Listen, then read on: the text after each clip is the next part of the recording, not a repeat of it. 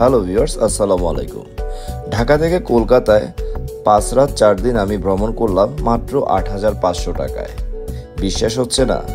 যদি বিশ্বাস না হয় তাহলে সম্পূর্ণ ব্লগটি দেখুন কিভাবে আমি 8,500 টাকায় সম্পূর্ণ প্যাকেজটি শেষ করলাম। ঢাকা থেকে আমি প্রথম যাত্রা শুরু করি এয়ারপোর্ট থেকে। আমি যে গাড়িটিতে করে যাব এই গাড়িটির নাম হলো লিটন ট্রাভেলস। এই গাড়িটি বেনাপোল পর্যন্ত যাবে। বেনাপোল যেতে যেতে আমাদের সময় লাগবে 6 থেকে 7 ঘন্টা। ভোর 5টায় আমরা ওখানে গিয়ে পৌঁছাবো। ওখান থেকে আমরা বর্ডারে কিছু কাজ আছে শেষ করে তারপরে ইন্ডিয়ার বর্ডার ক্রস করব। এখন রাত 2টা। আমাদের গাড়িটি যাত্রা বিরতি দিয়েছে রাতের খাবারের জন্য। এখান থেকে আমরা সবাই রাতের খাবার শেষ করে আবার বেনাপোলের উদ্দেশ্যে গাড়িতে রওনা হব। আর হ্যাঁ, আমাদের এই বাসটি হচ্ছে এসি বাস। এই গাড়িটিতে আমাদের জনপ্রতি ভাড়া পড়েছে 1800 টাকা করে।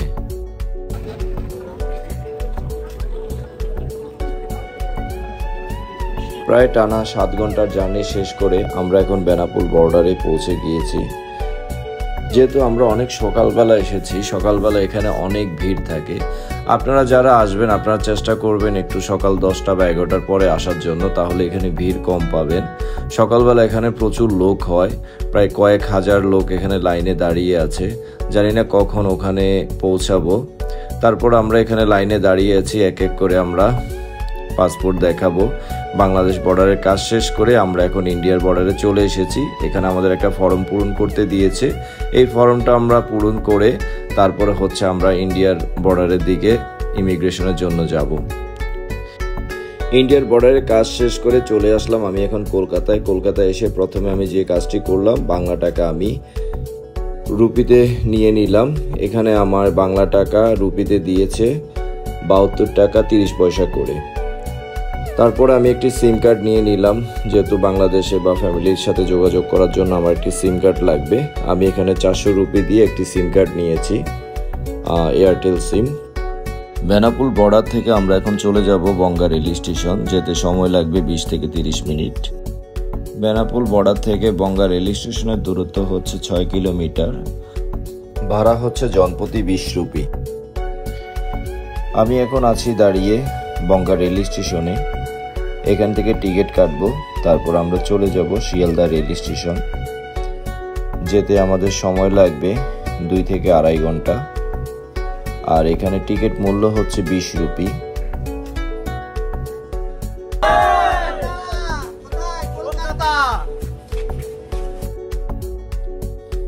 কলকাতার লোকাল ট্রেনে করে আমরা চলে যাব এখন শিয়ালদা। ট্রেনের ভিতরে প্রচণ্ড গরম এবং ভিড়। একটু পর পর আসছে হকার। যেহেতু সারা রাত আমরা জার্নি করে এসেছি তাই সবাই প্রচণ্ড টায়ার্ড। 2 থেকে 2.5 ঘন্টার জার্নি শেষ করে আমরা এখন চলে আসলাম শিয়ালদা। একটু পরে আমরা রেল স্টেশন থেকে বের হয়ে যাব। এটা হচ্ছে কলকাতা শিয়ালদা রেল স্টেশন। এখান থেকে আমরা একটি হলুদ ট্যাক্সি নিয়ে চলে যাব আমাদের হোটেলে।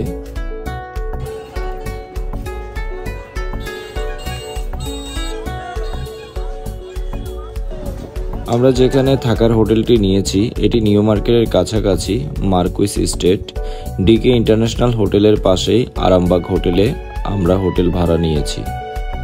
ট্যাক্সিতে আমাদের ভাড়া পড়েছে 200 রুপি। আমরা এখন দাঁড়িয়ে আছি আরামবাগ হোটেলের নিচে। হোটেলের ঝামেলা শেষ করে রুমে চলে আসলাম। এটি এসি রুম, 2 বেডের। এই রুমটি ভাড়া পড়েছে 1800 রুপি। প্রচণ্ড টায়ার্ড এবং ক্ষুধার্ত, সারাদিন কিছু খাওয়া হয়নি। এখন আমরা হোটেলে চলে এসেছি। আরামবাগ হোটেলের অপোজিট পাশে মেজবান হোটেল আছে, আমরা ওখানে খাওয়া দাওয়া করব। সবাই প্রচণ্ড ক্ষুধার্ত, তাই আমরা এখন সবাই খাওয়া দাওয়া করছি। খাওয়া দাওয়া শেষ করে আমরা ঘুরতে যাব বিভিন্ন লোকেশনে। আমাদের সাথেই থাকুন এবং দেখতে থাকুন।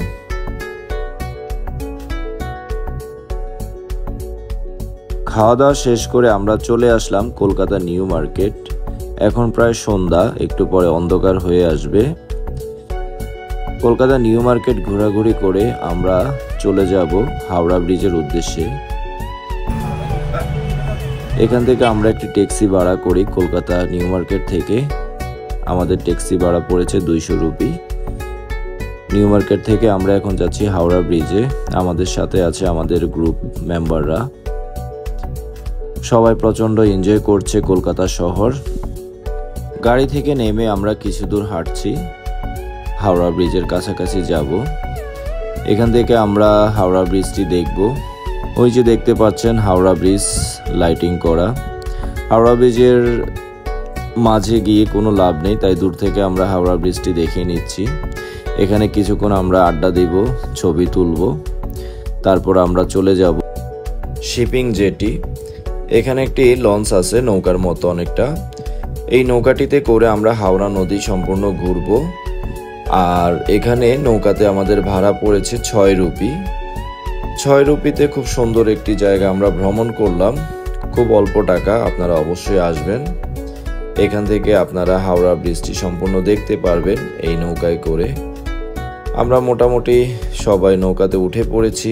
এখন যে যার যার মতো সৌন্দর্যগুলো দেখছে, ছবি তুলছে। রাতে হাওড়া ব্রিজের লাইটিংগুলো দূর থেকে খুবই সুন্দর লাগছে। সবাই যার যার মতো করে সেলফি নিচ্ছে। আমি এই ফাঁকে একটি ভিডিও নিয়ে নিচ্ছি। সবাই ক্যামেরাতে বন্দি করে রাখতেছে স্মৃতিগুলো। খুবই সুন্দর লাগতেছে রাতের বেলা। অবশ্যই আপনারা আসবেন এখানে। হাওড়া ব্রিজের ঘোরাঘুরি শেষ করে আমরা চলে আসলাম কলকাতা মেট্রো রেল স্টেশনে। এখানে আমরা সবাই একটু ট্রেনে করে ঘুরবো, দেখবো। খুবই সুন্দর একটি প্লেস। আমাদের টিকিট কাটা শেষ। এখন আমরা লাইনে দাঁড়িয়ে আছি, এক এক করে ভিতরে যাচ্ছি। একটু পরে হচ্ছে আমাদের ট্রেনটি চলে আসবে।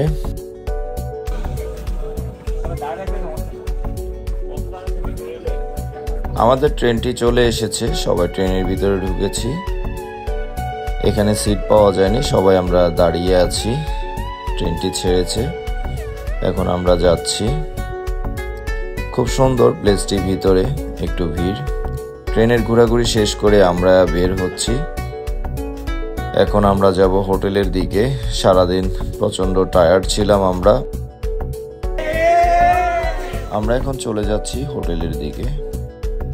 আমাদের ডে 1 ট্যুর শেষ করে এখন আমরা দ্বিতীয় দিনের ট্যুরের জন্য সবাই রিসেপশনে বসে আছি। আমাদের গ্রুপের সবাই এক এক করে হোটেল থেকে বের হচ্ছে। আমরা এখান থেকে একটি ট্যাক্সি ভাড়া করে চলে যাব কলকাতা সায়েন্স সিটি। ওখানে আমরা কিছুক্ষণ থাকবো, ঘোরাঘুরি করব। আমাদের সাথেই থাকুন। Hi hi, good morning everyone. Hello Kolkata. Good morning. Marquis stage থেকে কলকাতা সায়েন্স সিটি যেতে আমাদের ট্যাক্সি ভাড়া পড়েছে 200 রুপি। আমরা এখন আছি সায়েন্স সিটি।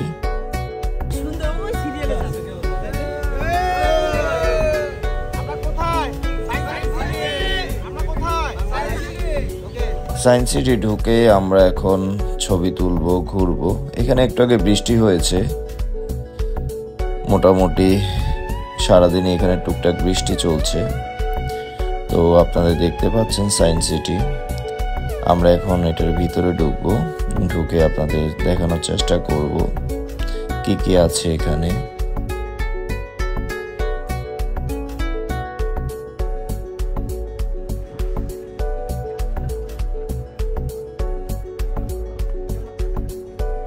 এখানে কলকাতার ঐতিহ্যবাহী অনেক কিছু আছে।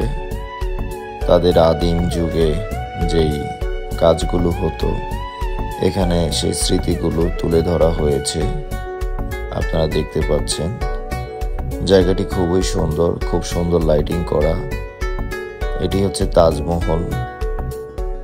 তারপরে এখানে হচ্ছে যে পিতলের জিনিস তৈরি করে, নৌকা।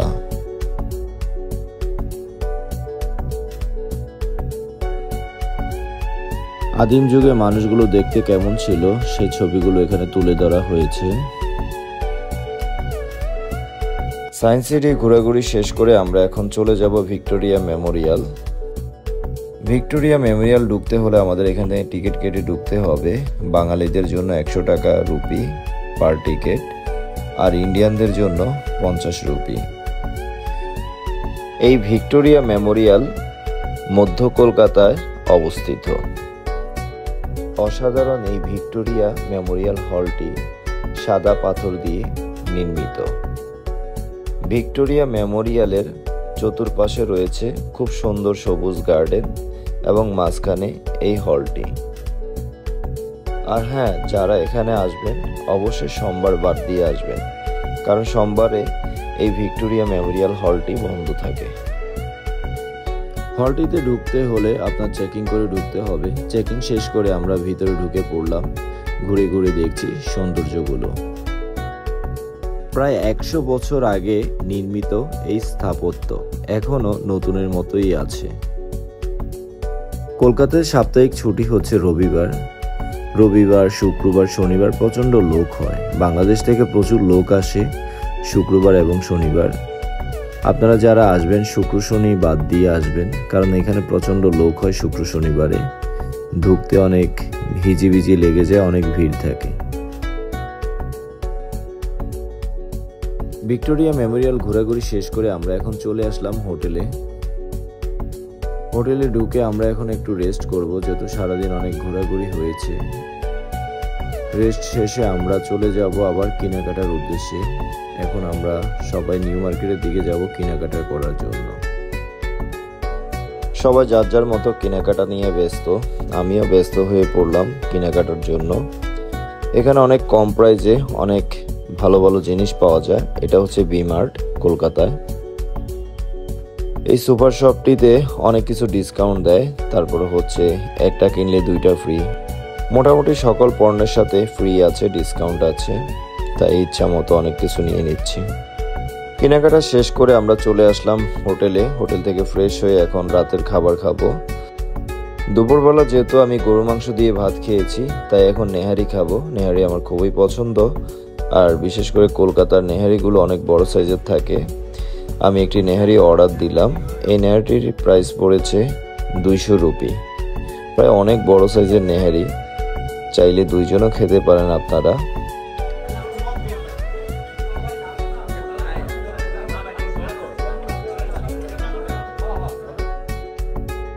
রাতের ডিনার শেষ করে আমরা এখন চলে আসলাম কলকাতা শহরে, একটু রাতে ঘোরাঘুরি করব। এটা হচ্ছে কলকাতার ঐতিহ্যবাহী রিক্সা। এই রিক্সা করে আমি একটু শহর ঘুরব। রিক্সা ঘোরাঘুরি শেষ করে তারপর আমরা হোটেলে চলে যাব ঘুমানোর জন্য।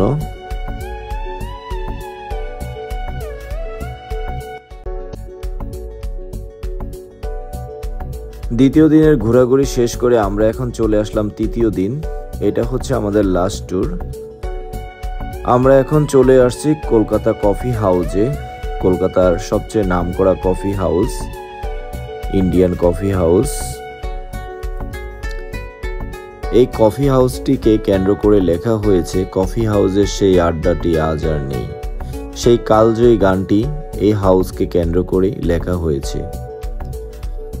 খুব বড় একটি স্পেস, প্রায় কয়েকশো লোক এখানে বসতে পারে। এখানে কফির পাশাপাশি অন্যান্য খাবার আপনি চাইলে অর্ডার করতে পারেন। আমার কাছে সবচেয়ে মজা লেগেছে এখানে যে স্টাফগুলো আছে, তাদের ড্রেসগুলো খুবই আনকমন এবং দেখতেও খুব ভালো লাগতেছে। তো ঘুরে ঘুরে আমরা দেখছি, কিছু ভিডিও নিচ্ছি। আমরা দেখতেছি কোন খাবারটি অর্ডার করা যায়, কোনটি ভালো হবে। তাই ভাবলাম যেহেতু কফি হাউসে এসেছি অবশ্যই কফি খাবো, তাই আমরা 4টা কফি অর্ডার করলাম। আমাদের অর্ডার নিচ্ছে।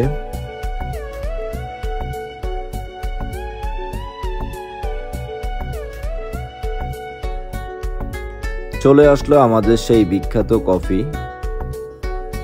খুবই ভালো লাগছে যে ইন্ডিয়ান কফি হাউসে বসে কফি খাচ্ছি। কফির টেস্ট খুবই জোস ছিল। আপনারা যারা আসবেন অবশ্যই এখান থেকে কফি খেয়ে যাবেন। আশা করি আপনাদের কাছে খুবই ভালো লাগবে। আর কফির প্রাইস খুবই কম, মাত্র 60 রুপি।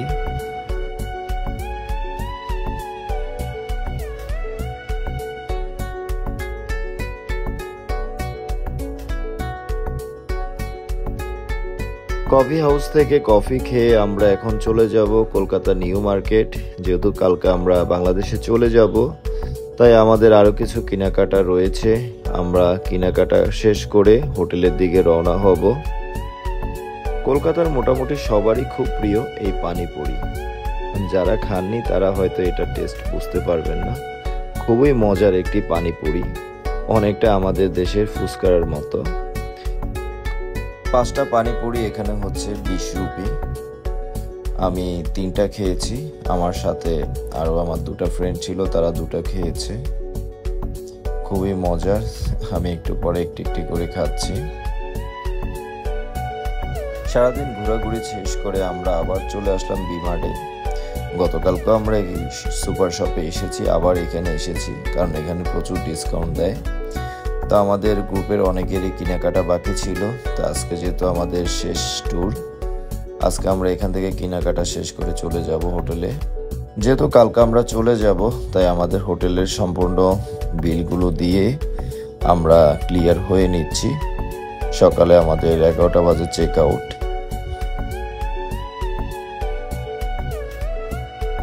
পরের দিন সকালবেলা আমরা 12টার দিকে সোহাগ পরিবহনের একটি বাসে করে বেনাপোলের উদ্দেশ্যে রওনা হই। আমাদের এখানে ভাড়া পড়েছে 350 রুপি। কলকাতা নিউ মার্কেট থেকে বেনাপোলে যেতে যে কোনো বাসে আপনার 350 রুপি দিতে হবে, আর সবগুলো বাসে এসি বাস। যেতে সময় লাগবে 4 থেকে 5 ঘন্টা। ট্রেন জার্নিটা একটু বিরক্তকর হলো, ট্রেনে অনেক তাড়াতাড়ি যাওয়া যায় 2-2.5 ঘন্টা, কিন্তু বাসে অনেক সময় লাগে। মোটামুটি আমাদের কলকাতার ট্যুর শেষ। এখন আমরা বাংলাদেশের উদ্দেশ্যে রওনা হচ্ছি। আমার এই ট্যুরের সম্পূর্ণ প্যাকেজ খরচ হয়েছে বাংলা টাকা 8500 টাকা। আর আমি এই ট্যুরে গিয়েছি ট্যুর অ্যারেঞ্জমেন্ট কমিউনিটি এই গ্রুপের সাথে। আমি ওদের সাথে অনলাইনে যোগাযোগ করি, খুবই বিশ্বস্ত একটি প্রতিষ্ঠান। আপনারা চাইলে তাদের সাথে যোগাযোগ করতে পারেন, আপনাদের অনেক হেল্প হবে এবং অল্প খরচে আপনারা যেতে পারবেন। আমি ডেসক্রিপশন বক্সে অবশ্যই তাদের নাম্বার দিয়ে দিব, পেজের আইডি দিয়ে দিব। আপনারা তাদের সাথে কন্ট্যাক্ট করবেন যদি কখনো কলকাতা যান। আমি কলকাতায় যে হোটেলে উঠেছি ওই হোটেলের নাম্বার আমি ডেসক্রিপশন বক্সে দিয়ে দিব, এবং ট্যুর অ্যারেঞ্জমেন্ট কমিউনিটির ওদের নাম্বারও আমি ডেসক্রিপশন বক্সে দিয়ে দিব। আপনারা চাইলে ওখান থেকে যোগাযোগ করে নিতে পারেন। তা আল্লাহর রহমতে সকল ঝামেলা শেষ করে সুন্দরভাবে বাসার দিকে রওনা হচ্ছি।